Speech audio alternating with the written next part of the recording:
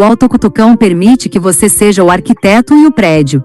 Construa um edifício poderoso e você estará criando um espaço para o comportamento saudável em sua vida. Como nos cutucar para obter de pequenos ajustes a grandes mudanças? Em certo sentido, simplesmente ajustar nossa postura é o supremo cutucão minúsculo. Mas como nos certificarmos de que os efeitos serão duradouros? As pessoas costumam me perguntar isso.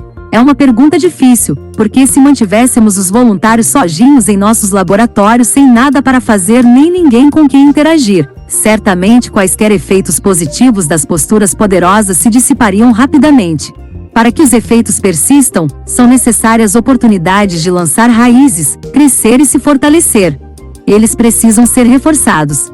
Eis como isso acontece. Primeiro, nosso comportamento reforça nosso comportamento, de várias formas. Como já mencionei, com frequência nossas atitudes derivam de nosso comportamento, e não o inverso, que é o comportamento baseado nas atitudes. Essa ideia assemelha-se à hipótese bem respaldada de William James de que adquirimos nossos sentimentos a partir de nossas expressões. Quando nos vemos fazendo algo com coragem ou competência uma vez, podemos recordar essa experiência na próxima ocasião em que enfrentarmos um desafio semelhante, facilitando um bom desempenho na segunda vez, na terceira e assim por diante. A sensação de poder e eficiência se fortalece, nossa sensação de merecimento aumenta e nossa capacidade de estar presentes, e não preocupados, melhora. Começamos a parar de atribuir bons resultados a causas externas, por exemplo, sorte, a ajuda dos outros, e a atribuí-los a causas internas, por exemplo, tenacidade e inteligência. Quando fazemos uso de intervenções não verbais, como respiração profunda, sorriso, costas retas ao sentar e posturas poderosas, não somos perturbados por autoavaliações momentâneas desconcertantes de quão bem estamos nos saindo ou não, aquele caldeirão fervilhante eternamente calculista e autocrítico de pensamentos, previsões, ansiedades, julgamentos e meta-experiências incessantes sobre a experiência em si, na descrição de Maria Popova. Veja capítulo 1. Pelo contrário, estamos presentes e com a melhor performance possível no momento. Observamos nosso desempenho pós-intervenção mudar mais tarde, após uma reflexão saudável, em vez de pensamentos obsessivos. As posturas poderosas podem modificar gradativamente seu ponto de referência, o que, com o tempo, leva a grandes mudanças comportamentais. Podem causar um efeito cascata sobre outras mudanças, o qual reforça e amplia a mudança inicial. E transformações fisiológicas, como as mudanças hormonais que acompanham as posturas poderosas, reforçam os comportamentos que as acompanham. Por exemplo, o aumento de cortisol quando estamos ansiosos nos leva a agir a partir de um senso de ameaça, o que só serve para reforçar nossa ansiedade quando voltarmos a enfrentar um desafio semelhante. Mas quando nossa testosterona está alta, temos mais chances de vencer, o que por sua vez aumenta ainda mais nossa testosterona. Cutucões corpo-mente evitam os obstáculos psicológicos básicos inerentes às intervenções mente-mente, tais como autoafirmações verbais de poder, por exemplo, dizer a si mesmo, estou confiante. Por que essas abordagens costumam falhar? Porque requerem que você diga a si mesmo algo em que não acredita, ao menos não no momento, enquanto estiver na agonia de duvidar de si. Com certeza não irá confiar na própria voz para lhe dizer que está errado ao duvidar de si, ainda que você esteja, de fato, errado por duvidar de si. Autoafirmações generalizadas podem se tornar exercícios de autocrítica, particularmente quando você já está estressado e extrassensível ao julgamento social, acabando por reforçar a ausência de confiança em si. Abordagens corpo-mente como posturas poderosas dependem do corpo, que tem um vínculo mais primitivo e direto com a mente, para lhe contar que você está confiante, evitando assim aqueles bloqueios psicológicos. A segunda forma como autocutucões produzem efeitos duradouros é pelo reforço de nosso comportamento por outra pessoa. A expressão não verbal não consiste apenas em uma pessoa falando e outra ouvindo. É um diálogo em que a expressão de uma pessoa desencadeia uma resposta compatível. Essas interações reforçam as impressões que temos uns dos outros e de nós mesmos, afetando assim a maneira como nos comportaremos não apenas no diálogo imediato, mas também na próxima vez que estivermos em situação semelhante. Em um dos experimentos de psicologia mais famosos já realizados, no início do ano letivo, professores de uma escola primária na Califórnia receberam a informação de que, baseados nos resultados de testes, especialistas previam que um conjunto específico de alunos se destacaria nos estudos naquele ano. 11 os professores foram informados dos nomes desses alunos. O que eles não sabiam era que a informação recebida era falsa, embora todos os alunos tivessem feito o teste. Alguns haviam sido designados aleatoriamente para a situação de destaque. No entanto, não diferiam de fato dos alunos aleatoriamente designados para estar no grupo de controle. Observe que esse experimento foi realizado na década de 1960 e, embora atendesse aos padrões da época, não atenderia aos padrões éticos atuais para voluntários. Portanto, não se preocupe, seus filhos não serão sujeitados a esse tipo de estudo. O que você acha que aconteceu? Se fosse informado de que um de seus filhos estava na iminência de experimentar um grande progresso intelectual, o trataria de modo diferente? E se fosse um funcionário? Um amigo? Bem, o que aconteceu foi que o comportamento dos professores acabou por promover um crescimento intelectual maior dos destaques. Eles faziam mais perguntas a esses alunos, respondiam-lhes de formas mais alentadoras e afirmativas, davam-lhes mais oportunidades de aprender e assim por diante. Como resultado, ao final do ano, os destaques estavam superando os colegas do grupo de controle no mesmo teste no qual não haviam diferido no início do ano. Assim funcionam as profecias autorrealizáveis. Temos uma expectativa sobre alguém e sobre como essa pessoa deverá se comportar. Aí a tratamos de modo a provocar os comportamentos esperados, confirmando assim nossas expectativas iniciais, e assim por diante. Em um famoso artigo de 1974, psicólogos de Princeton apresentaram um par de experimentos sobre o poder autorrealizável da linguagem corporal. 12 os pesquisadores queriam saber se os responsáveis pelas admissões nas faculdades vinham inconscientemente adotando posturas corporais frias, distantes e desalentadoras, por exemplo, afastando seus corpos dos candidatos, cruzando os braços, evitando menear a cabeça, ao entrevistar candidatos negros, em caso positivo, como tais posturas poderiam afetar o desempenho dos referidos candidatos nas entrevistas. No primeiro experimento, entrevistadores brancos foram selecionados aleatoriamente para entrevistar candidatos negros ou brancos. De fato, ao entrevistar candidatos negros, os entrevistadores brancos fizeram uso de uma linguagem corporal fria e distante, e os candidatos negros foram vistos como tendo um desempenho pior na entrevista em comparação com os brancos.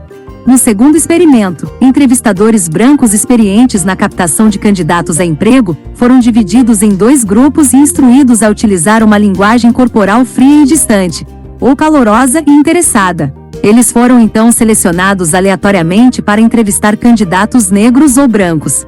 Os candidatos negros tiveram um desempenho tão bom quanto os candidatos brancos quando os entrevistadores exibiram uma linguagem corporal calorosa e interessada.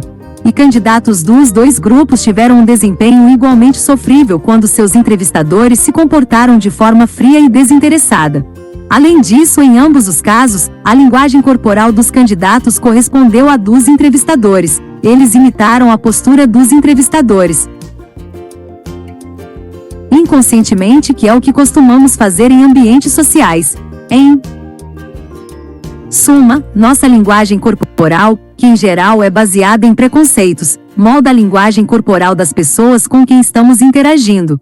Se esperamos dos outros um mau desempenho, adotamos uma linguagem corporal repelente e desalentadora. Naturalmente, as pessoas aceitam a deixa e reagem como esperado, mal. Como alguém poderia se destacar numa entrevista em tais circunstâncias? Quando nossa linguagem corporal é confiante e aberta, as outras pessoas reagem de forma compatível, reforçando inconscientemente não apenas sua percepção a nosso respeito, mas também nossa percepção de nós mesmos.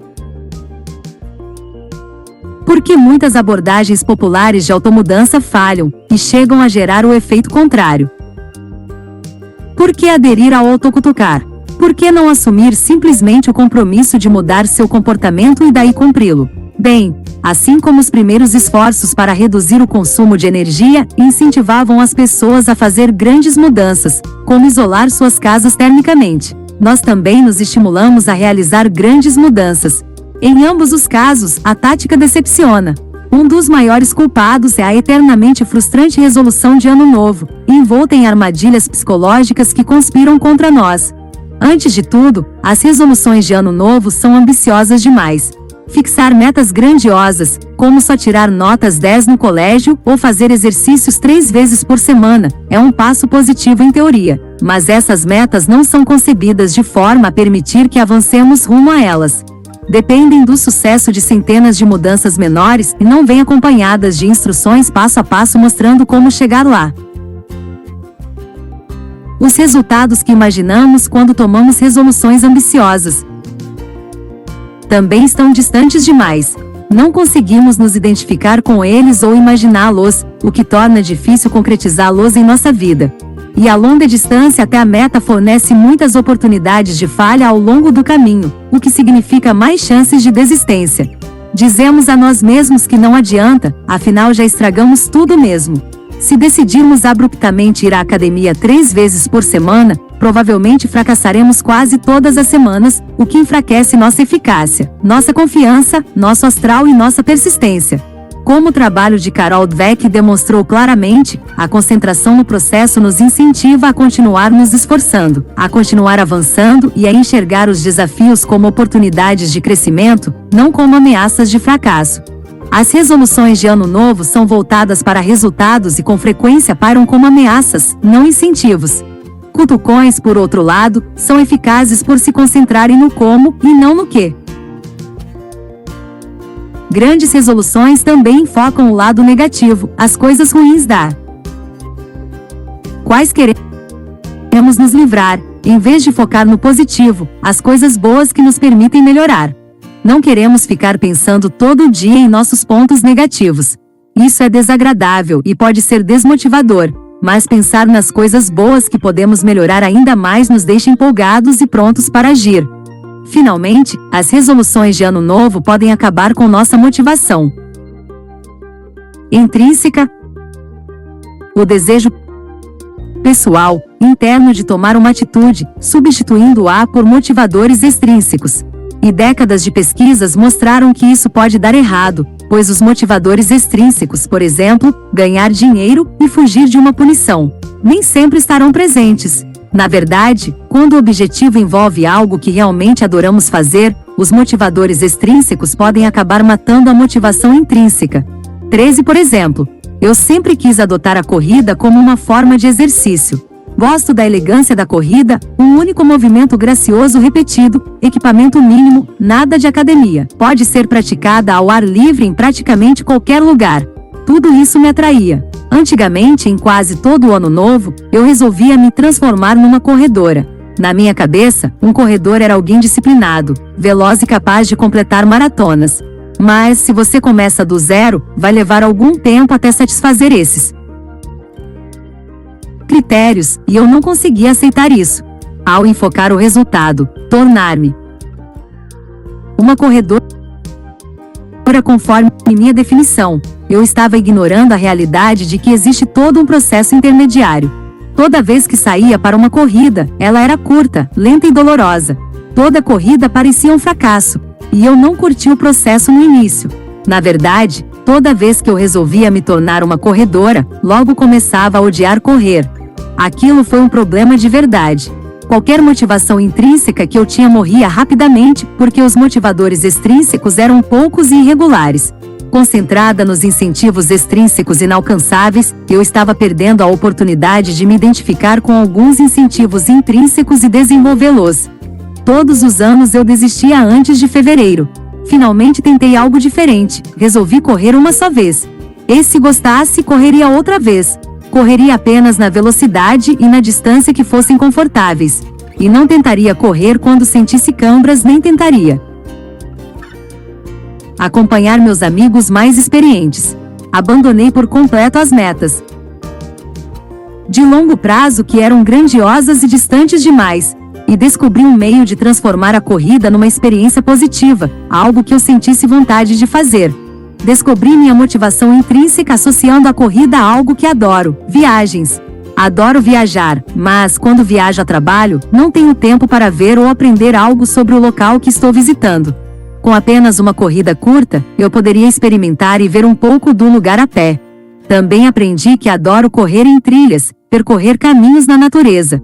Não corro em alta velocidade quando faço isso, mas gosto de passar um tempo na floresta, de modo que não se trata de virar uma corredora, em vez de enfocar o que eu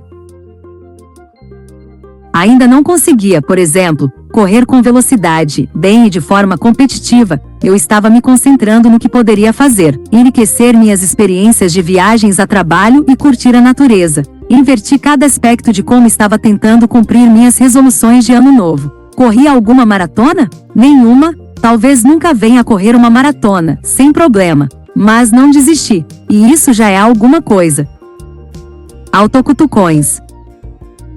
Uma intervenção corpo-mente é uma forma poderosa de se autocutucar, mas não é a única. Pesquisadores ao redor do mundo estão identificando outros pequenos cutucões que podem fortalecer nosso bem-estar psicológico, mudar nosso comportamento e nos ajudar a concluir nossas tarefas. Em 2014, organizei com minha colega Alison Wood Brooks um simpósio intitulado Autocutucões: Como ajustes intrapessoais mudam a cognição, os sentimentos e o comportamento, no encontro anual da Society for Personality and Social Psychology. 14 Brooks, também professora da Harvard Business School, tem um interesse especial pelas barreiras psicológicas que impedem as pessoas de apresentar um bom desempenho. Isso resulta, em parte, de sua experiência como cantora talentosa que passou centenas de horas diante de variados públicos. Além de possuir uma presença de palco invejável, ela também reconhece como esse tipo de postura pode facilitar a boa liderança, e percebe que a maioria das pessoas luta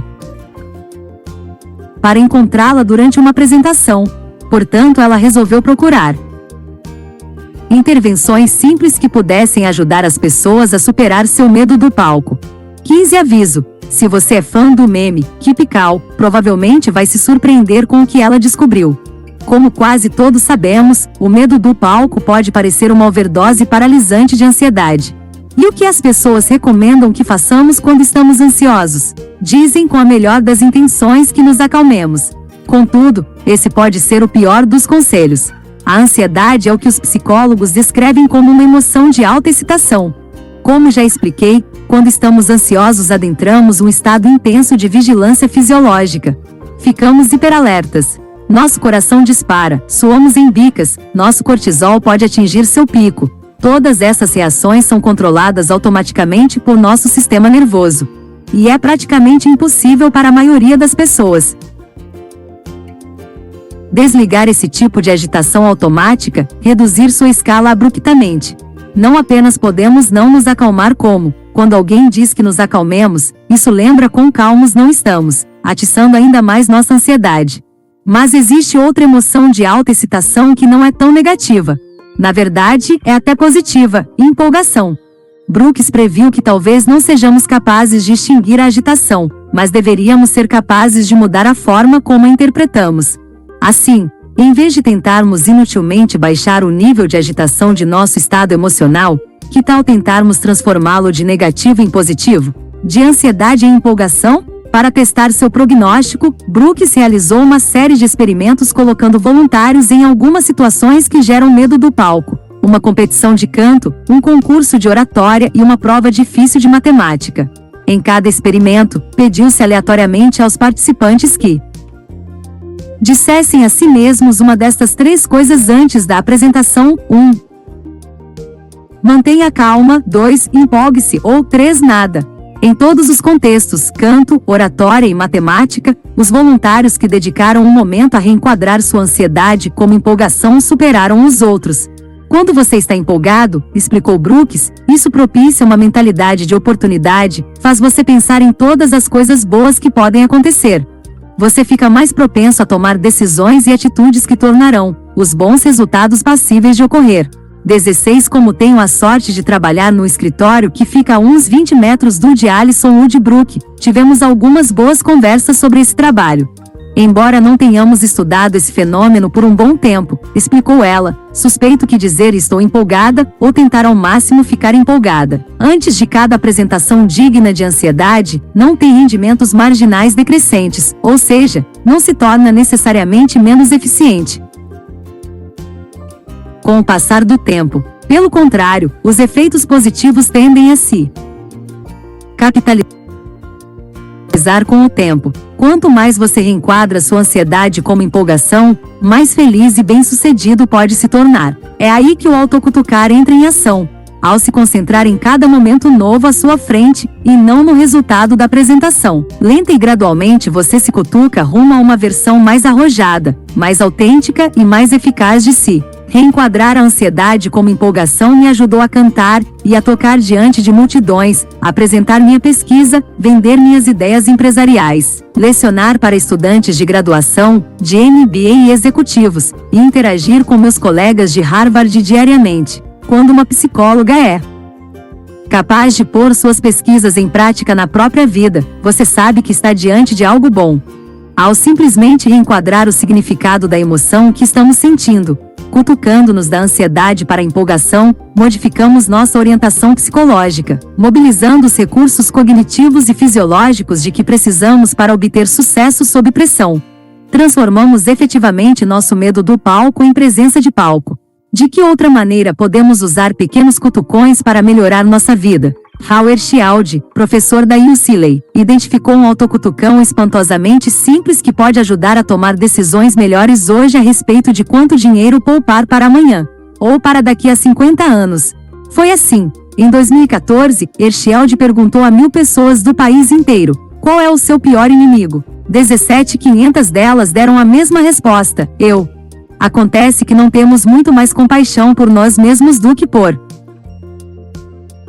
um desconhecido. E esse é um grande problema quando se trata de poupar dinheiro, porque se não conseguimos nos identificar com a pessoa para quem estamos poupando, por que iríamos reservar conservadoramente um grande montante de dinheiro para ela? Por que não gastar agora simplesmente com nossos eus atuais, para tomarmos boas decisões sobre poupança para o futuro? Para a aposentadoria, em particular, temos de gostar de nós e nos respeitar.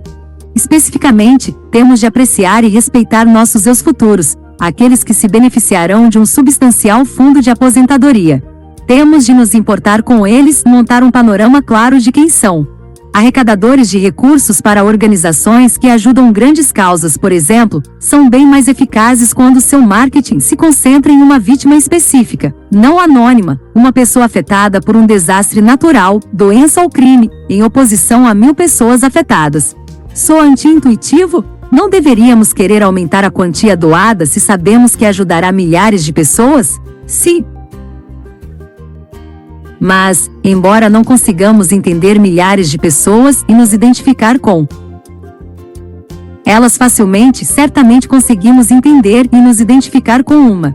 E quanto mais nítida ela for, melhor. 18. Um estudo de neuroimagiologia realizado por Schilde e seus colegas mostrou que, quando as pessoas se imaginavam 10 anos depois, sua atividade cerebral se assemelhava mais a quando estavam pensando numa pessoa totalmente diferente, Matt Damon ou Natalie Portman, por exemplo, do que quando estavam pensando em si mesmas no presente. 19.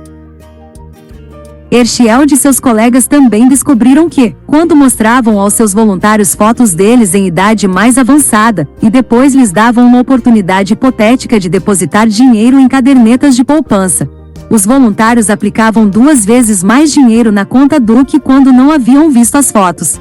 Quando conseguiam se identificar com seus eus futuros, ficavam bem mais interessados em poupar para aquela pessoa. 20. Schilde de fato sugere imprimir uma imagem de seu eu futuro. 21. Que você pode, acredite se quiser, criar online, e então colocá-la nos locais onde se posta ao tomar decisões financeiras importantes sobre seu futuro. Ou sugere escrever uma carta atenciosa ao seu futuro eu antes de fazer escolhas nesse sentido. O objetivo é reduzir a lacuna percebida entre o eu presente e o distante eu futuro, trazer o eu futuro para o presente, a fim de saudá-lo e desenvolver algum contato com ele. Autocutucões podem até funcionar no nível superficial do vestuário. O que trajamos pode mudar como vemos, sentimos, pensamos e nos comportamos. Por exemplo, em 3 experimentos realizados na Northwestern University, os participantes tiveram de vestir um jaleco branco. No primeiro estudo, vestir o jaleco melhorou a atenção dos participantes, fundamental à presença em situações dinâmicas e não familiares. Mas os resultados foram um passo adiante. Quando os participantes foram informados de que aquele era um jaleco de médico, vesti-lo melhorou ainda mais sua atenção. Quando informados de que era o jaleco de um pintor, não experimentaram o mesmo benefício. 22. Reenquadrar uma emoção, fazer amizade com uma foto de seu futuro eu, usar roupas que combinem com o papel. Essas são apenas algumas formas pelas quais podemos mudar o futuro modificando nossa interação com o presente, lenta e gradualmente. Os psicólogos estão começando a voltar sua atenção para a descoberta de outros autocutucões. Isso é só o começo. Maria, uma mulher que vinha lutando contra a depressão que a impedia de se envolver plenamente com seu trabalho, enviou-me o seguinte e-mail. Eu costumava me identificar com minha inteligência como uma grande fonte de confiança. Após surtos recorrentes de depressão clínica, comecei a me sentir cada vez mais como uma impostora toda vez que começava num emprego novo. Ontem, 45 minutos antes de meu primeiro dia no emprego, consegui me arrastar para fora da cama, fazer uma postura de poder e com um urro me empurrar para o chuveiro, para o carro e finalmente para a porta da frente da empresa. Não é que Maria nunca mais será assolada por desafios que despertarão suas dúvidas. Mas ela terá uma lembrança nova, um novo autoconhecimento, uma sensação de eficiência e poder, sem falar no reforço que obterá de seu superior e dos colegas. Trata-se de hoje, da próxima hora ou apenas do momento seguinte. Lembre-se de Eve Fairbanks, a jornalista que aprendeu a surfar, e de como ela descreveu o que aconteceu. O prazer gerou mais prazer, a certeza da minha capacidade se ampliando a cada nova tentativa. A cada autocutucão, o prazer gera mais prazer, o poder, mais poder, e a presença, mais presença. 11. Finge até virar verdade. Sou maior e melhor do que pensei, eu não sabia que continha tanta bondade. Walt Whitman. Gostaria de poder dividir com você os milhares de relatos que as pessoas têm compartilhado comigo. Com uma frequência surpreendente, começam com a frase: gostaria de lhe contar como você mudou minha vida. Mas a verdade absoluta é que eu não mudei a vida de ninguém, elas mudaram as próprias vidas. Aceitaram as ideias simples que apresentei, depois as adaptaram e as expandiram como eu jamais poderia ter imaginado. Escolhi algumas histórias para compartilhar.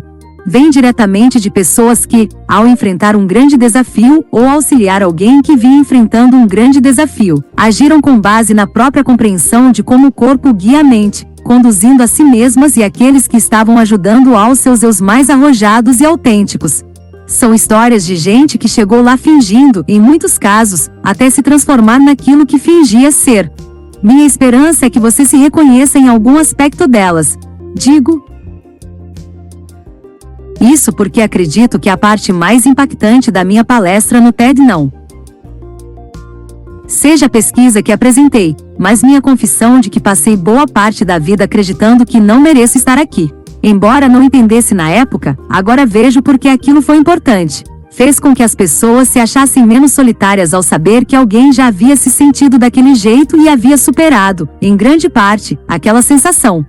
Uma história real, uma confissão honesta pode ser poderosa. Começarei contando sobre Will, que escreveu para mim quando era um estudante de 21 anos da Universidade do Oregon e ator nas horas vagas. O agente de Will ligou e contou que tinha achado um trabalho perfeito para ele, uma aposta arriscada, mas o tipo de oportunidade irrecusável. Tratava-se de um papel numa grande produção cinematográfica que seria rodada no Oregon e para a qual procuravam atores jovens e amantes do ar livre. Will achou que seu agente tinha ficado maluco. Aquilo estava bem distante de sua realidade. Ele tinha feito alguns comerciais de TV, atuado em alguns filmes pequenos e aparecido num episódio de uma série de TV, mas realmente não estava focado em virar ator. Sabia que estaria competindo com profissionais. Will, que se considera alguém disposto a correr riscos, concordou em comparecer ao teste. Mas não foi cheio de confiança, pelo contrário. Chegou lá, examinou a sala de espera e pensou: onde foi que me meti? Subitamente atingido por uma onda de ansiedade, lembrou-se de algo que um amigo havia lhe falado. Se você ficar tenso antes de uma entrevista, procure um lugar privado e pose de Mulher Maravilha durante 2 minutos. Assim, Will achou o toalete masculino. Abri a porta da cabine, ri de mim mesmo por uns segundos, depois pus as mãos nos quadris, elevei meu queixo. Estufei o peito e fiquei parado ali em silêncio, sorrindo por 120 segundos. Respirando fundo. Ele não se lembrava exatamente do efeito que aquilo deveria produzir, mas admira o amigo que lhe deu o conselho, a quem descreve como alguém que nunca me decepcionou quando se trata de partilhar fatos ou insights esquisitos na busca dos meus sonhos. Will confiava o suficiente no conselho do amigo para ao menos fazer uma tentativa. Voltei à sala de espera, sentei-me ereta em minha cadeira e aguardei chamarem meu nome, recordou Will. Ao ser chamado, contou ele, caminhei até a sala de teste sem a menor preocupação. Não tinha nada a perder. O teste correu às mil maravilhas. Além de não ficar ansioso, ele também curtiu a experiência. Não se sentiu nem um pouco intimidado pelo diretor famoso do filme. Will nunca se sentirá tão autêntico num teste, tão vivo. Quando Will saiu de lá, seu pai o aguardava. E aí? Perguntou ele. Como foi? Radiante, Will exclamou. Ótimo. Um sucesso. Quer dizer que você conseguiu o papel? Will fez uma pausa. Ah, não. Quer dizer, sei lá.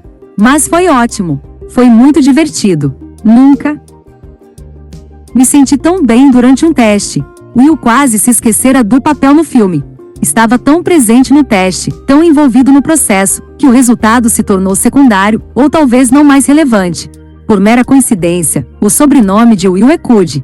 Não somos parentes, e você pode ver o nome dele nos créditos do filme Livre, indicado ao Oscar e estrelado por Reese Witherspoon. Seu entusiasmo, sua confiança e sua paixão se manifestaram durante o teste. E sua sensação de poder pessoal permitiu que libertasse e compartilhasse as competências necessárias para obter sucesso naquela situação. Os Cud do Oregon e os Cud de Boston permaneceram em contato. Na verdade, Will e seu pai voaram até Boston para assistir ao filme Livre comigo e com minha família na noite da estreia. A história de Will capta lindamente o efeito ideal da presença. Você atua com confiança e sincronia confortáveis e vai embora com uma sensação de satisfação e realização, independentemente do resultado mensurável. No caso de Will, ele quase se esqueceu de que havia um resultado mensurável. Muitas das histórias que ouço têm a ver com desafios no trabalho ou na escola, as áreas em que costumamos nos sentir mais desafiados e onde as apostas e ansiedades são mais altas. As pessoas encontram todo tipo de meios de aplicar a ciência da presença ao processo de procura de emprego e entrevista. Eis como fez Melanie. Eu vinha lutando havia meses após ter sido demitida do meu emprego, fazendo o ritual do desempregado e me sentindo uma eterna participante de um jogo de auditório. Foi um período bem desmoralizante. Meu filho me indicou seu vídeo e disse: "Você precisa tentar isso." Foi o que fiz. E então pratiquei posturas poderosas por alguns minutos antes de minhas 3 entrevistas de emprego seguintes. Em vez de cruzar as mãos no colo, pousei os cotovelos nos braços da cadeira. Recebi ofertas de 2 dos 3 empregadores que me entrevistaram. Escolhi o melhor dos 2 e começo no emprego novo na segunda-feira. Quando chegar ao escritório, não vou mais me enroscar e me tornar pequena. Quando nossa mente e nossas inseguranças fazem com que nos sintamos insignificantes, parece que nosso corpo realmente consegue nos lembrar de que somos, na verdade, feitos da matéria das estrelas. Thomas trouxe a ciência da presença para suas reuniões profissionais. Tenho uma empresa de representação comercial, na qual lido com uma série de marcas globais. Batalhei durante anos para transmitir meus conhecimentos com precisão e para mostrar minha visão a pessoas particularmente dominantes. E até sua palestra no TED, eu não havia percebido que sempre assumi um papel impotente em minha comunicação não verbal ao lidar com líderes empresariais. Durante 2 meses, trabalhei num projeto enorme e o contrato simplesmente estagnara. Todas as negociações haviam sido por videoconferência, e percebi que minha postura sempre fora ruim. Eu deixava meus ombros caídos e muitas vezes mantinha uma das mãos no queixo. Hoje, inspirado por sua apresentação, fiquei de pé no meu escritório, mãos na cintura, pés afastados, e iniciei uma videoconferência com os principais tomadores de decisões. Vi-me falando como se estivesse explicando o negócio a um amigo em minha cozinha. Moral da história: pela primeira vez em 6 reuniões consegui demonstrar meus conhecimentos e minha visão, e fechei o contrato. Vou passar a implementar as posturas poderosas como uma iniciativa em toda a empresa. Seremos conhecidos como a empresa que se reúne com mãos nos quadris. René era um jovem nigeriano que se sentia deslocado no Canadá. Eu nunca participava das discussões em classe. Assim como a maioria dos calouros, acredito que ficava um pouco intimidado. Duvidava da consistência de minhas opiniões. Um amigo me enviou sua palestra no TED, e hoje posso afirmar que ela mudou por completo minha experiência universitária. Comecei a levantar a mão na aula e a comparecer às conferências e a falar nelas espontaneamente. Obrigado por nos lembrar de que nada, muito menos a insegurança, deve nos impedir de perceber nosso pleno potencial. René achou um meio de derrotar sua dúvida e se tornar não apenas um estudante de sucesso, mas um líder no campus e um empresário. Também recebo mensagens de pais e professores preocupados que tentam ajudar seus filhos e alunos a lidar com tarefas escolares, vida social e outras questões importantes da infância e adolescência. Por exemplo, Noah ajudou sua filha a usar a ciência da presença para dominar o medo. Como coach executivo e escritor, tenho muita curiosidade acerca dos estudos de neuroplasticidade e pesquisa cerebral, mas sua palestra foi bem além do meu interesse profissional. Após assistir a ela, fiz com que minha esposa e nossas duas filhas, de 8 e 10 anos, lhe assistissem também. Desde então, temos todos praticado as posturas poderosas. Na turma do 4º ano de minha filha mais velha, os alunos têm a opção de montar uma apresentação especial nas sextas-feiras. Trata-se de uma apresentação de 30 minutos sobre qualquer tema à escolha. Minha filha Sophie ficava apavorada diante da ideia de fazer isso, mas depois da sua palestra, enfim se apresentou como voluntária. Para meu choque, e contra minha recomendação, insistiu em fazer uma apresentação sobre o cérebro. Nos 10 minutos anteriores, porém, começou a ficar tensa e descreveu para mim o que pareceu o prenúncio de um ataque de pânico. Assim, sem ninguém ali. Para lhe dizer o que fazer, ela fez o que você ensinou. Preparou-se com uma postura de poder. Disse que aquilo a acalmou, deixando-a pronta para se apresentar. Quando chegou a hora, disse ela, a apresentação foi irada. Passamos o ano inteiro tentando convencê-la a se dispor a dizer 2 palavras diante da turma. A postura de poder a ajudou a se postar ali por 30 minutos completos e agora ela quer repetir a experiência. Rebeca, mãe de uma caloura do ensino médio, diz que sua filha usou a ciência da presença para melhorar seu desempenho acadêmico. Adorei sua palestra no TED sobre posturas poderosas. Por um golpe de sorte, minha filha, caloura no ensino médio, estava na sala e assistiu também. Ela vinha sofrendo de ansiedade antes das provas, de modo que, em parte por brincadeira, em parte desesperada pela cura, começou a fazer posturas poderosas antes das provas, e juro que ela não obteve menos de 100% nos últimos 3 meses. Suas amigas que a acharam maluca quando ela começou, estão fazendo as posturas, e seus resultados também melhoraram. Agora aquilo se espalhou pelo time de futebol feminino. É uma epidemia de imitações de Mulher Maravilha se alastrando entre os jovens da nossa comunidade. As posturas deram à minha filha tanta confiança em si e em seu desempenho sob pressão que são um verdadeiro milagre. Obrigada por compartilhar sua descoberta maravilhosa. Eis uma mensagem de Bárbara, professora que levou a ciência da presença para sua sala de aula. Apresentei a meus alunos de física avançada as posturas poderosas na última primavera. Um aluno em particular vivia tenso nas avaliações e por isso suas notas nas provas não representavam suas habilidades. Mostrei o vídeo de sua palestra à minha turma e recomendei que fizessem uma tentativa. Daquele dia em diante, aquele aluno fez posturas poderosas antes de cada prova de física e suas notas subiram de sofrível para o nível onde mereciam estar. Boas! Ele então fez o vestibular e quase conseguiu a nota máxima. Estou convencida de que as posturas poderosas o ajudaram, ainda que seja difícil provar. Uma de minhas histórias favoritas apareceu num blog maravilhoso chamado Crazy Mom with Kids, Mãe Enlouquecida com Filhos, criado por C.G. Ravles, uma escritora, artista e designer gráfica. Uma de suas matérias foi sobre sua filha de 6 anos, Sage, que assistiu a um filme de terror na TV, que a deixou com um pavor paralisante. Estava convencida de que suas bonecas iriam atacá-la enquanto dormia, e nenhum tipo de consolo conseguia impedir que ela acordasse no meio da noite aos berros. Nem a remoção de todas as bonecas e animais de pelúcia do quarto adiantou. Então Ravles escreveu: Deparei-me com a palestra de Amy Cuddy no TED, Sua linguagem corporal molda quem você é. Fiquei curiosa e resolvi testar os princípios com minhas filhas, especialmente Sage. Para resumir, eu disse às minhas filhas que iríamos fingir até virar verdade, para citar Amy Cuddy. Todos os dias eu seguia o conselho de Cuddy, que era dizer às minhas filhas que achassem uma postura de poder e a mantivessem por 2 minutos. Sage tornou-se grande fã da pose da Mulher Maravilha, e assim fiz com que ficasse de pé com as mãos nos quadris, pés alinhados aos ombros e cabeça erguida, antes de entrar num cômodo sozinha. Aquilo virou hábito. Às vezes, antes de pegar coisas para mim do outro lado da nossa casa, ou de ficar sozinha em seu quarto, Sage colocava as mãos nos quadris e adotava sua posição, ou erguia os braços como se tivesse cruzado a linha de chegada em primeiro lugar. Sua ansiedade começou a se dissipar e sua confiança retornou. Cá estamos nós, 1 ano depois, e Sage melhorou substancialmente. Ela só precisava explorar sua Mulher Maravilha interior e assumir uma postura de poder. Também ajuda o fato de as bonecas continuarem trancadas no armário.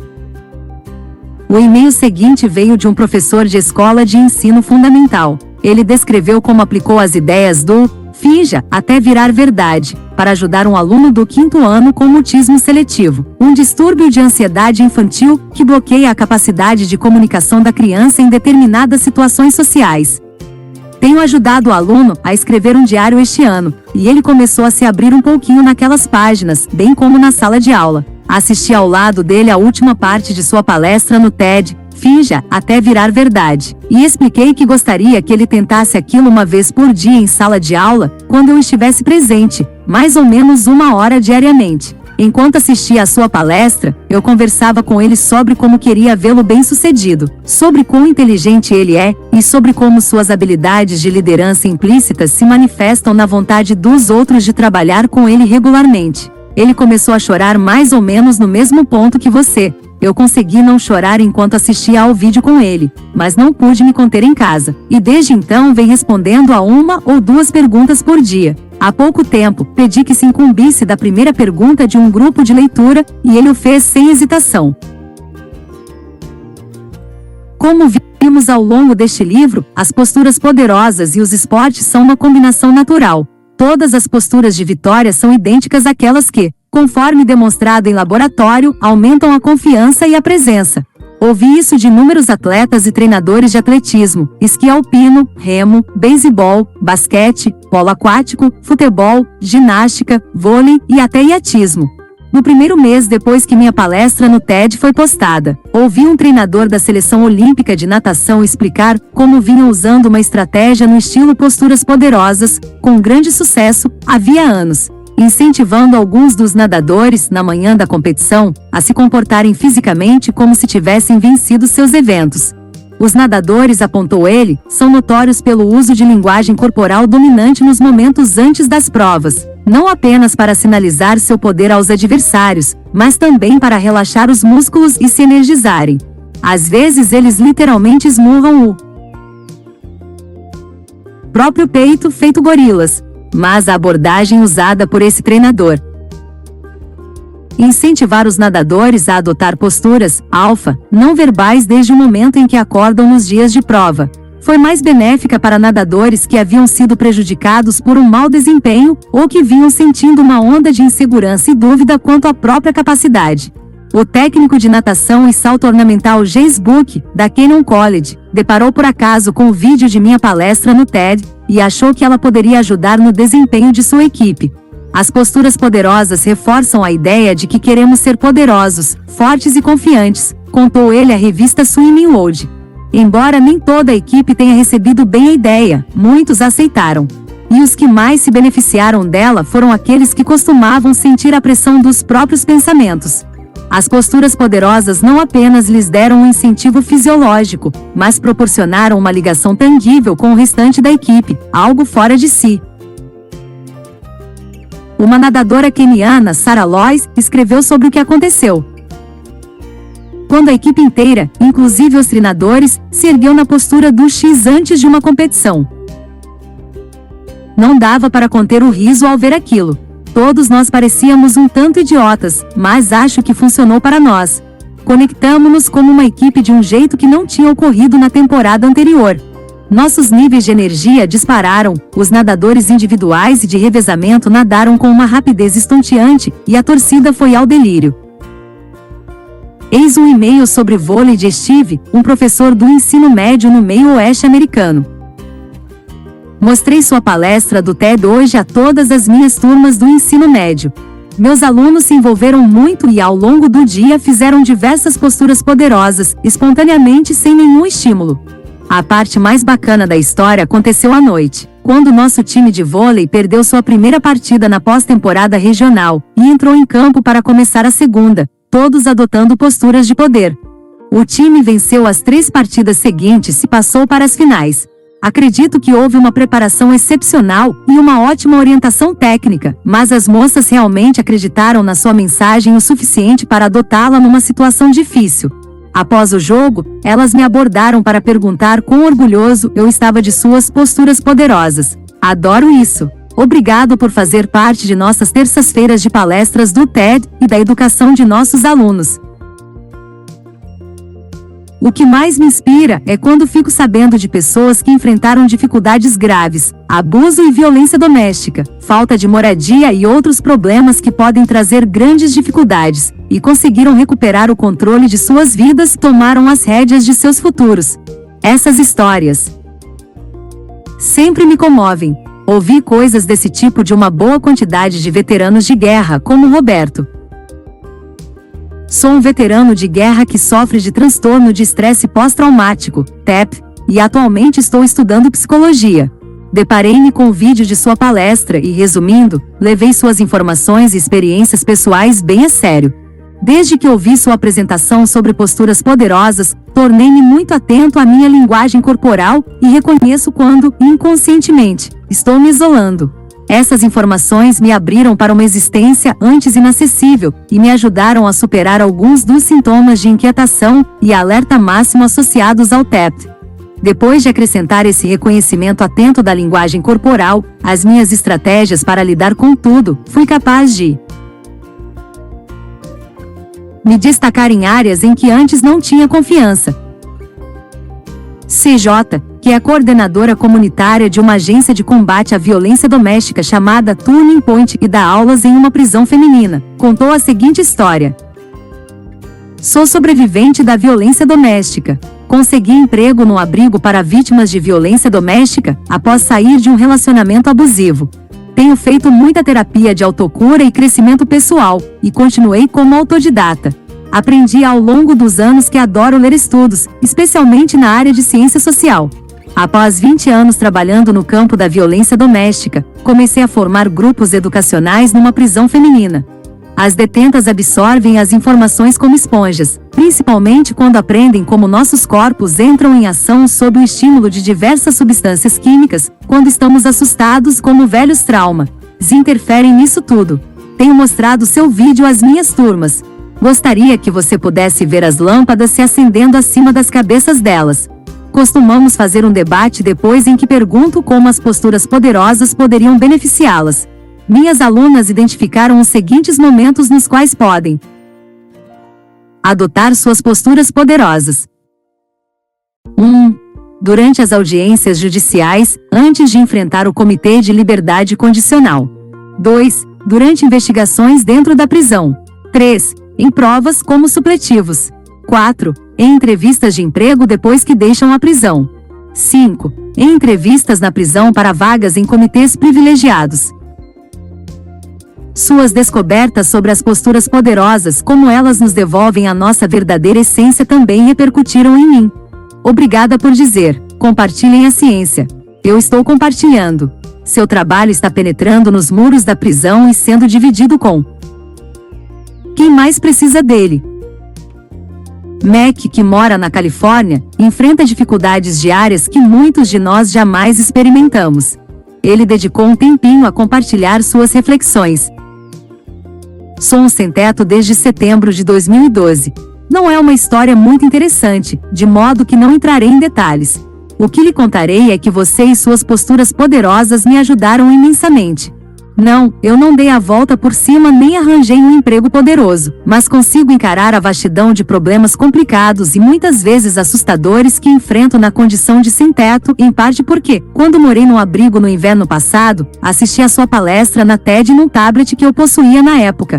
Antes daquilo, eu costumava lidar com uma vergonha intensa e uma enorme sensação de marginalização. Meus velhos problemas de depressão e ansiedade em nada melhoraram quando fui morar na rua. Eu era um sem-teto bem típico, sujo, desgrenhado, e acredito que exalava aquele odor de quem vive nas ruas. Neste momento, embora eu vá dormir sobre um pedaço de papelão, você não me reconheceria como um sem-teto. Na verdade, outros desabrigados que me veem na rua costumam pedir dinheiro, ao que respondo com um sorriso: também estou aqui fora. Dou certo crédito ao fato de que conscientemente adotei as posturas poderosas, bem como a maximização do meu espaço, e me detenho quando faço o contrário. Não pretendo me estender, mas imagino que nunca havia chegado a você uma carta de um sem-teto. Bem, ao menos neste caso, saiba que funciona para nós também. Muito obrigado por seu tempo e boa sorte. Annick, recém-graduada em uma universidade da Suíça, descreveu como encontrou coragem para deixar um relacionamento abusivo e começar a se recuperar. Eliminou minha autoconfiança e toda a minha motivação para atividades de lazer e qualquer energia que eu pudesse ter para ser feliz, escreveu. Eu já não era mais eu mesma. Ao visitar uma amiga na Irlanda, ela se deparou com minha palestra do TED, e ela e sua amiga assistiram ao vídeo. Juntas, a amiga intuiu que poderia ajudar Annick, que descreve o que aconteceu depois. Daquele dia em diante, minha amiga me enviava diariamente uma mensagem pedindo uma foto minha numa postura de poder, onde quer que eu estivesse no momento. Pode parecer piegas, mas acho que isso mudou minha vida. Fiz as posturas por tanto tempo que, como você mesma diz, fingi até virar verdade. Aos poucos voltei ao meu velho eu, levando suas instruções constantemente no fundo da minha mente. Consegui terminar com meu namorado e comecei a perceber coisas boas em mim. Passei a adotar posturas poderosas em todo tipo de situação, assim que começava a me sentir insegura. Agora estou até tentando sair da minha zona de conforto com regularidade, porque conheço esse truque e sei como funciona. Ontem eu estava fazendo uma apresentação diante dos maiores pesquisadores da minha área na faculdade, embora tenha começado o PhD apenas uma semana atrás. A antiga Annick teria inventado um pretexto para não ir, mas eu fui, e foi ótimo. Eles me trataram como igual e consegui convencê-los a colaborar comigo. Voltei a acreditar em mim e estou orgulhosa. Mas aí chegou o maior desafio de Annick. Encontrei meu ex-namorado 2 dias atrás. Eu não o vi há 1 ano e meio e fiquei apavorada ao encontrá-lo de novo. Quando vi passando pelo corredor da universidade, endireitei minhas costas, cresci, e eu mesma tomei a iniciativa de me aproximar dele. Pela primeira vez, fui eu quem conduziu a conversa, e deu para perceber sua surpresa com minha autoconfiança. É a primeira vez em muitos anos que estou feliz de novo, e sua palestra me ajudou a chegar lá. Também fico sabendo de terapeutas, clínicos e médicos que estão encontrando meios simples de adotar as posturas poderosas para ajudar seus pacientes. Eis como Myrtle faz. Sou psicóloga clínica na África do Sul, e venho adotando posturas poderosas para permitir que meus pacientes mudem conjuntos de crenças negativas. Quando se sentem aprisionados por uma crença, faço com que se ergam numa postura de poder. Todos informam que não conseguem mais sustentar a crença negativa enquanto estão naquela postura. David, um instrutor de deficientes na Austrália, enviou-me esta mensagem. Trabalho como instrutor de deficientes, ajudando-os em um ambiente de trabalho assistido para que desenvolvam habilidades com o objetivo de atingir suas metas de obter empregos normais. Ensinar habilidades a pessoas com deficiência é a parte mais fácil. Ajudá-las a ganhar confiança já era um pouco mais difícil, antes de eu começar a apresentar as posturas poderosas que você mencionou. As mudanças positivas na atitude e a redução da ansiedade são visíveis, e ajudaram a maioria a conseguir um emprego em período integral. Por que ficar só nos seres humanos? Algumas pessoas estão usando ideias de posturas poderosas para ajudar animais. Um dos e-mails mais incomuns que recebi foi de uma adestradora de cavalos chamada Kate, que vinha trabalhando havia anos num projeto voltado para incentivar cavalos a achar comportamentos intrinsecamente motivadores como meio de reabilitação física e mental. Tem sido um sucesso surpreendente. Sua palestra no TED ajudou a pôr tantas coisas em marcha que tentei um pequeno experimento com um de meus cavalos. Aquele cavalo sempre fez parte da hierarquia inferior do grupo, apesar de fisicamente maior, mais apto e mais forte do que o restante. Ele é introvertido e não conseguia brincar com outros cavalos, e nunca queria aparecer, mesmo em brincadeiras. No entanto, está se tornando bem atlético e muito talentoso. Assim, inspirada em seu trabalho, bolei um exercício que faria com que ele assumisse o papel de um cavalo agressivo, caçando algo como um predador faria, tentando atingir ou atacar a suposta presa, que é o que cavalos fazem ao brincar ou flertar. Foi um grande sucesso, além de qualquer expectativa. Após 3 dias, ele estava representando aqueles mesmos movimentos no pasto e tentando iniciar brincadeiras com os outros. Um comportamento totalmente novo e um pouco chocante para os demais cavalos. Não ficou mais agressivo, mas parece que é precisamente isso que um cavalo com mais testosterona e menos cortisol demonstraria. No novo e-mail alguns meses depois, Kate escreveu: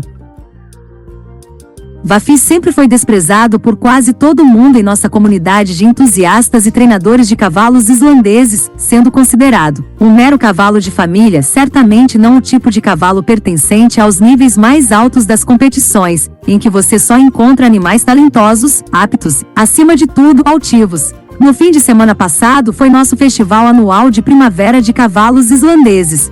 Inscrevi Vafi na classe mais avançada, onde estavam competindo o melhor cavalo e o melhor jockey do mundo na atualidade, junto com outros 9 cavalos. Você sabe no que isso vai dar. Todos ficaram chocados quando chegamos às finais com apenas 5 cavalos, Vafi e 4 outros, todos classificados para o Campeonato Mundial em Berlim. Foi uma visão e tanto, e dezenas de pessoas estavam se perguntando qual magia havia transformado Vafi num cavalo tão diferente. Havia pessoas naquele festival que tinham cogitado comprar Vafi antes de mim, mas ninguém o vira positivamente como um cavalo de competição. Era apenas um cavalo de trilha para crianças. Elas perceberam então como estavam erradas, mas estão ainda mais chocadas com o mistério de como a mudança ocorreu. Porque ele agora não apenas é mais apto e capaz, como também quer se exibir, expor sua velocidade, poder e capacidade de impressionar, o que, no mundo dos cavalos islandeses, é muito importante. Esses são os cavalos dos vikings, e o espírito importa muito nessa comunidade e também para os juízes. Nós exibimos esses cavalos em uma pista de corrida. Obrigada de novo, seu trabalho me levou a algo inesperado e maravilhoso para mim e meus cavalos.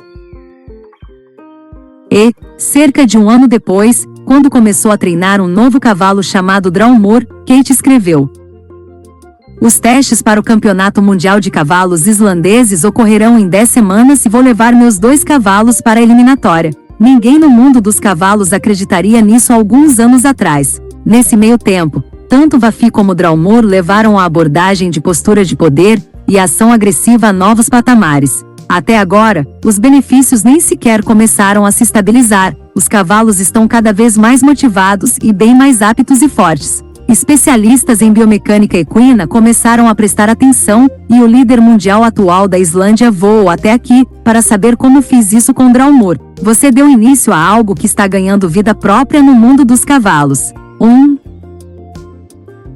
E, em seu e-mail mais recente, ela escreveu: Acabei de conversar com nossa comunidade de criadores de cavalos sobre o potencial aparentemente infinito dessa abordagem da postura de poder.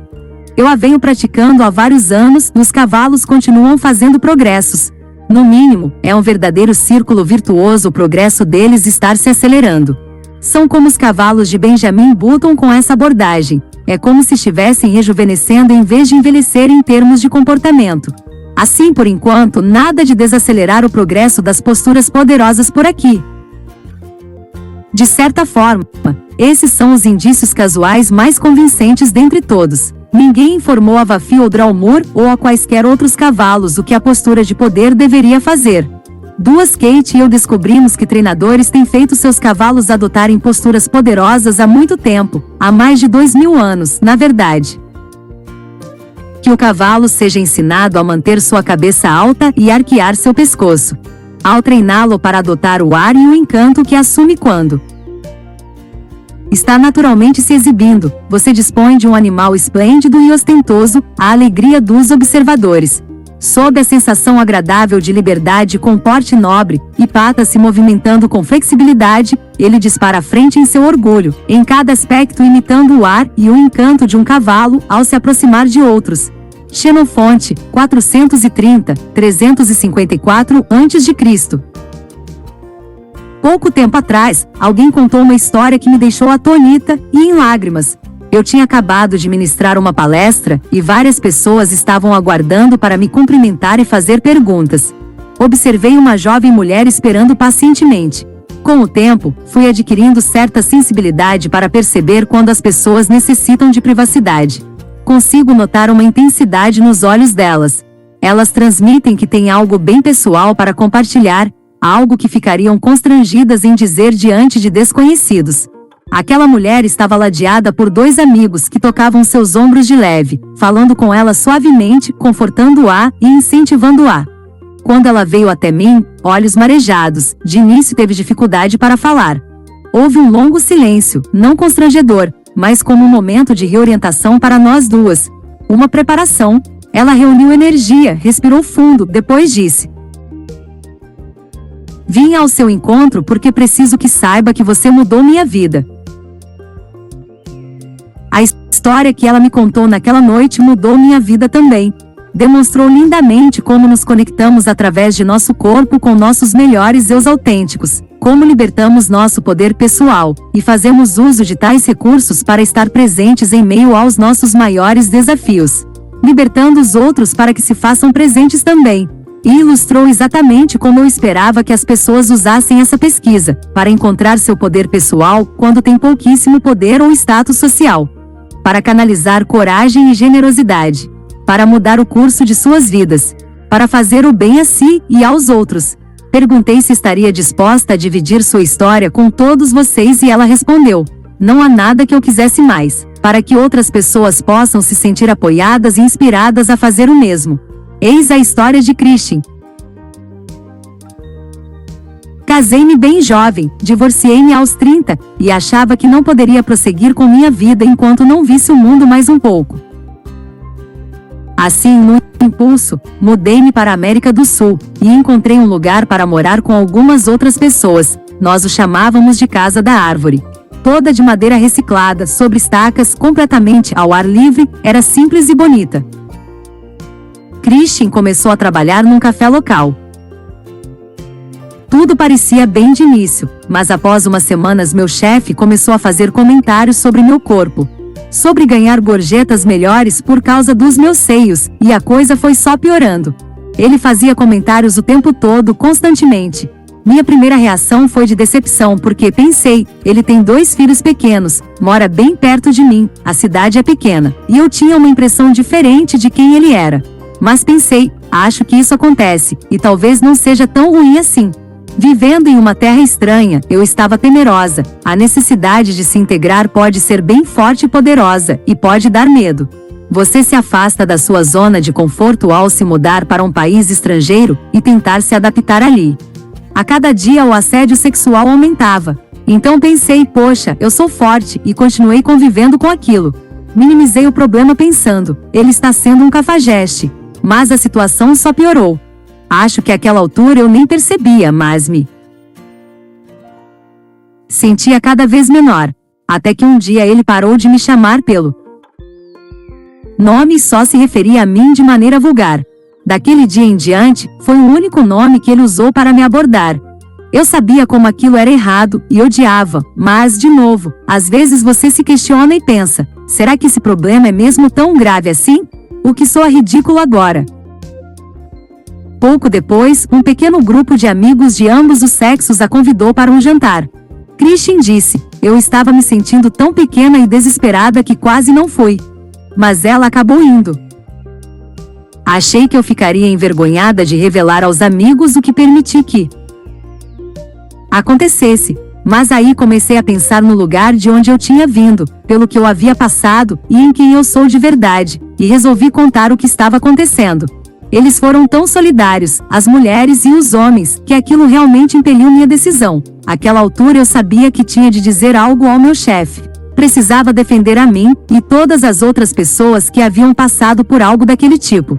E tinha de fazê-lo por mim e por elas. Uma amiga havia compartilhado sua palestra alguns meses antes e aquilo realmente tinha mexido comigo na época, e eu percebi que estava na hora de colocar a mensagem em prática. Tive alguns dias para refletir a respeito. Decidi chegar cedo, antes de uma reunião matutina da equipe. Lembro-me de que estava sozinha na casa da árvore, algo raro. Coloquei música e me vesti de forma a me sentir bem. Aí fiquei de pé naquela casa da árvore, ereta e alta, com as mãos nos quadris e os ombros para trás. E postei-me ali por mais que alguns minutos, porque realmente queria que aquilo perdurasse. Quando deixei a casa e fui para a cidade, senti-me cada vez maior, de um jeito que eu não me sentia havia muito tempo. Eu estava incorporando meu eu superior e pensando: tenho que trazer este eu para fora, fazer isso por mim primeiro, e principalmente, mas também por todos os outros. De jeito nenhum eu iria simplesmente ignorá-lo, ou enviar um bilhete avisando que estava caindo fora. Eu poderia me safar da situação de outras maneiras, mas me defender era um meio que me levava ao meu próprio poder. Quando cheguei lá, senti-me forte e percebi que meu chefe não era tão grande quanto eu pensava, não tão grande como o via em minha mente. Parecia menor. E eu me senti tomando dele meu poder de volta. Eu não estava tomando o poder dele. Estava apenas recuperando o poder que eu havia permitido que ele retirasse de mim. Informei que estava indo embora e contei o porquê. Eu disse: você sabe que o que vem fazendo é errado. Você sabe, porque tem filhas que ama e jamais quereria que alguém as trata-se do mesmo jeito que você vem me tratando. Eu disse que não queria magoá-lo nem prejudicar seu negócio, só queria que ele mudasse o comportamento, que não magoasse mais ninguém, e que fosse uma pessoa melhor e mais adulta. Ele respondeu: tem razão. Foi mal. Não sei por que fiz isso, e pediu desculpas várias vezes. Conversamos por uns bons 20 minutos. Senti-me forte, mas não dominante de um modo alfa. Senti-me forte o suficiente para ser compassiva, e quase desejo ter gravado que eu disse porque não fui eu, foi divino. Respondi a Christine: foi divino porque foi exatamente você. Foi o melhor de você, seu eu mais forte e generoso. Como eu disse no princípio, este livro é sobre momentos. É sobre estar presente nos momentos que mais nos desafiam. É sobre confiar em que tais momentos se reforçam uns aos outros à medida que nos cutucamos para a frente, consolidando nossos pensamentos, sentimentos e fisiologia. Em última análise, esses momentos podem mudar nossa vida. A frase mais comentada da minha palestra no TED é: não finjam até conseguirem fazer, finjam até virar verdade. É disto que se trata. Cutucar-se gradualmente para tornar-se a melhor versão de si mesmo. Estar presente durante momentos desafiadores. Não se trata de enganar as pessoas para obter o que você deseja e depois ter que manter a farsa. Trata-se de enganar a si mesmo, só um pouquinho, até se sentir mais poderoso, mais presente, e trata-se de continuar a prática, ainda que leve tempo para chegar lá. Uma jovem chamada Monique escreveu para mim: continuo fingindo até virar verdade, mas fingir com certeza é melhor do que fugir do desafio. Lembre-se do que William James nos contou: comece a ser agora o que você será no futuro. A lendária coreógrafa e bailarina Agnes de Mille disse certa vez: dançar é estar fora de si. Maior, mais bonita, mais poderosa. Isso é poder, é a glória na terra, e está à sua disposição. Dance até alcançar a presença. Apodere-se das partes grandiosas, bonitas e poderosas em você, aquelas que você ama e nas quais acredita. Elas estão, de fato, à sua disposição. Agradecimentos. Sou grata às inúmeras pessoas que doaram tanto de seu tempo e sabedoria para tornar possível a publicação de O Poder da Presença. Serei eternamente grata a Richard Pine e a toda a equipe da Inkwell Management. Na Little Brown, sou grata a Reagan Arthur por acreditar neste projeto. Foi uma honra trabalhar com minha notável gerente editorial Tracy Bear. Obrigada a toda a equipe incrivelmente talentosa da Little Brown, incluindo Nicole Dewey, Jean Garnett e Miriam Parker, que desenvolveu um lindo site. Também sou grata a Mário Police, Julia Arthur, Betsy Urrig e Genevieve Nierman, todos membros de minha fantástica equipe dos sonhos da Little Brown. Tive a sorte de trabalhar com o editor externo Bill Tonelli, com Matthew Hudson e com Sherry Fink. Chris Werner, Jeff Gersheimer e Jack Gersheimer, obrigada por sua visão e paciência.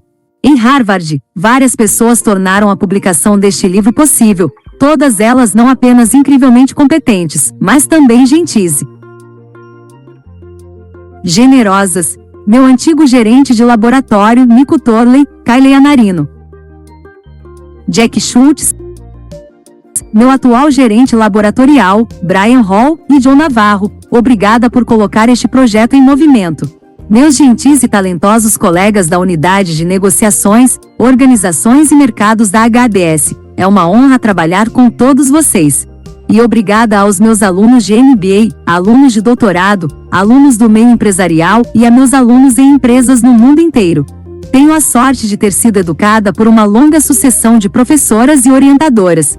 Elsa Vertes, minha professora da terceira série, trouxe à tona a confiança em minha capacidade e meu merecimento de pensar. Kate Mo, minha professora de inglês do ensino médio, que cultivou meu amor compulsivo por escrever. E Bárbara O'Connor, minha professora de História e Sociologia do ensino médio, que mostrou-me como questionar o status quo com coragem e bom humor. Quando eu era aluna de graduação na Universidade do Colorado, a professora Bernadette Park e a então estudante de PhD Jennifer Overbeck me iniciaram na psicologia social, me orientaram em uma tese avançada sobre um tema de cuja importância eu estava convencida, e depois tiveram fé suficiente em mim para me encaminhar à minha orientadora da pós-graduação Susan Fiske. Nunca encontrei orientadora de doutorado mais dedicada e atenciosa. Quando eu era auxiliar de ensino em Harvard, outras mulheres continuaram a me incentivar, apoiar e desafiar, incluindo Kathleen M. Segin, Robin Eli, Teresa Amabile, Jean Ramon, Yogni Moon, Francis Frey e Rosabeth Moscanter. Graças a vocês estou aqui. Sem as pesquisas, eu com certeza teria bem menos assunto. A lista de cientistas talentosos que contribuíram para este conjunto de pesquisas é bem longa. Mas, em primeiro lugar, sou imensa e eternamente grata a Dana Carney, uma cientista meticulosa e dedicada e o verdadeiro cérebro por trás de tantos estudos para este livro. Andy Yap, você foi um colaborador atencioso e inspirador. Foi um grande prazer. Susan Fiske e Peter Glick, conquanto nossas pesquisas compartilhadas não constituam o foco principal deste livro, de certa forma sustentam toda a minha ideia sobre psicologia social. Lizzie Bailey-Wolfe, você me ajudou a refletir sobre tantos detalhes dessas ideias, além de ser uma colaboradora excepcional. E a todos meus outros colaboradores que contribuíram substancialmente com esta pesquisa, meu muito obrigada. Martin Boss, James Gross, Kelly Rossman, Elise Holland, Cristina Kalitsansi, Julia Lee, Jennifer Lerner, Christine Lozer, Brian Lucas, Chris Oves, Jonathan Henshon, Jack Schultz, Gary Sherman, Nico Torley, Nicolaus Troge, Abibi Vaslavek, N. Vertes e Caroline Vilmut. Existe uma longa lista de pesquisadores com quem não colaborei diretamente, mas cujos estudos extraordinários foram de suma importância para minhas ideias sobre presença, poder e a ligação corpo-mente, incluindo, mas certamente não se limitando a Jessica Tracy, Pamela Smith, John Maggi, Adam Galinsky, Deb Gruenfeld, Vanessa Bons, Li Huang, Scott Wiltermuth, Bob Joseph, Prameta, Lakshmi Balachandra, Leanne Tembrink, Nancy Etkoff, Dan Cable, Alison Wood Brooks, Francesca Gino, Alison Lenton, Laura Morgan Roberts, Claude Steele, Geoff Corren, David Sherman, Robert Sapolsky e Bessel van der Kolk. Obrigada a vocês e todos os outros pesquisadores que contribuíram com suas ideias e estudos para este campo. Agradeço à minha querida comunidade de amigos escritores, muitos dos quais atenderam aos meus telefonemas cheios de pânico e ajudaram pacientemente a achar as palavras certas.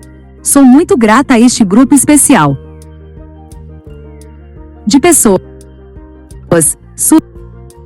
Susan Cain, Adam Grant, Neil Gaiman, Amanda Palmer, Simon Sinek, Adam Alter, Bill Urey e Brené Brown. Vocês garantiram o tipo exato de otimismo calmante do qual eu necessitava. O apoio e incentivo dos meus amigos na área significaram muito para mim. Agradecimentos especiais extras para Kim Vortey-Bills, Molly Crockett, Liz Dunn, Eli Finkel, June Gruber, Elizabeth Aines, Lily Jean Paul, Michael Morris, Kate Phillips, Jennifer Richezon, Mindy Rock e Todd Rose. Muitos amigos me apoiaram, ajudaram e incentivaram de várias maneiras antes e durante o processo de redação do livro, incluindo Michael Wheeler, Chantal e Michelle Blythe, Marina Mitchell, Mônica Levinsky, Guy Raz, Joana Colles, Mika Brzezinski, Jane M. Segonigal, Kelly M. Segonigal, Ken Caim, David Ocean, Aileen Lohane, Christian Vergara, Kendra Lauren, prefeita de Aspen Gross, Peg Fitzsimmons, Jason Vebley, Wendy Belry Mendes e Pike Tony. Samader, David Jergan, Piper Kerman, Sansomes, Kate Stewart Sigler, Brett Sigler, Vera Sundstrom, Olga e Sergei Demidov, Alex e Amy Mills, April Rine, Laurie e Josh Casselberry, Pat e Jack Casselberry, Christine Jetman, Mac MC Gil, Nguyen Nguyen e tantos membros de minha comunidade de jovens líderes globais. Sou especialmente grata às pessoas que me ajudaram a encontrar minha voz oral. Sem vocês, talvez eu não tivesse a oportunidade de encontrar minha voz escrita. Liz Dunn, obrigada por me trazer como sua convidada para a PopTech em 2010 e por me mostrar como ministrar uma ótima palestra de psicologia para um grande público.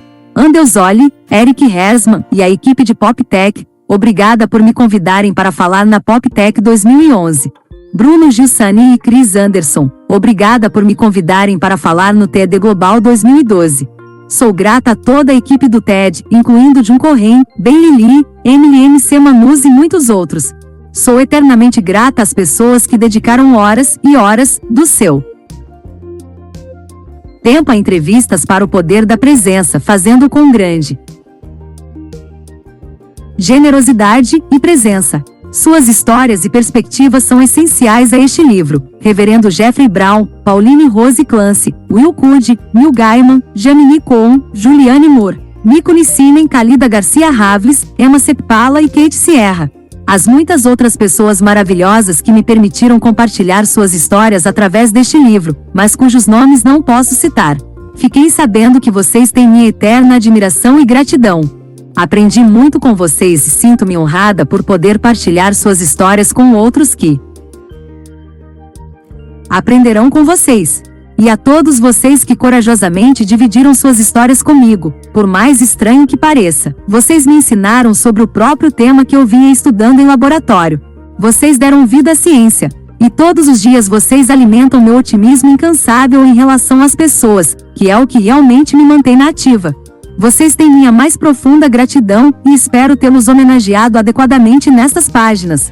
Finalmente, agora que escrevi um livro, realmente entendo por que as pessoas agradecem aos seus familiares. Fazem isso porque escrever um livro é como subitamente adotar e cuidar de um membro novo da família em período integral. Francamente, é preciso muito amor e paciência para que uma família apoie alguém plenamente ao longo do processo. Meu marido Paul Coster e meu filho Jonah Cuddy também merecem algum tipo de medalha pelo seu amor, paciência e total devoção e fé em mim. Jonah, você é uma alma sábia e gentil, com uma presença que muitas vezes me deixa boquiaberta. Como fui ter tanta sorte assim? Paul, você veio do outro lado do mundo para estar comigo, para me trazer aventura e o mais puro amor. Puxa, estou tão contente por você ter conseguido aquelas calças azuis. Portanto, do fundo do meu coração, obrigada, Paul e Jonah. Sobre a autora, Amy Cuddy é pesquisadora, palestrante e professora da Harvard Business School, mas sua carreira ficou muito próxima de nem sequer ter começado. Quando era adolescente, Amy sofreu um traumatismo craniano em um grave acidente de carro, e contrariando o diagnóstico dos médicos, conseguiu recuperar completamente a capacidade mental e se formou em psicologia. Em Harvard, ela estuda as relações entre sucesso, influência e linguagem corporal. Suas pesquisas foram publicadas em jornais acadêmicos de grande prestígio e mencionadas em periódicos, como The New York Times Global, pelo Fórum Econômico Mundial. O poder da presença é baseado na palestra de Amy Cuddy, Sua linguagem corporal molda quem você é, a segunda TED Talk mais assistida de todos os tempos.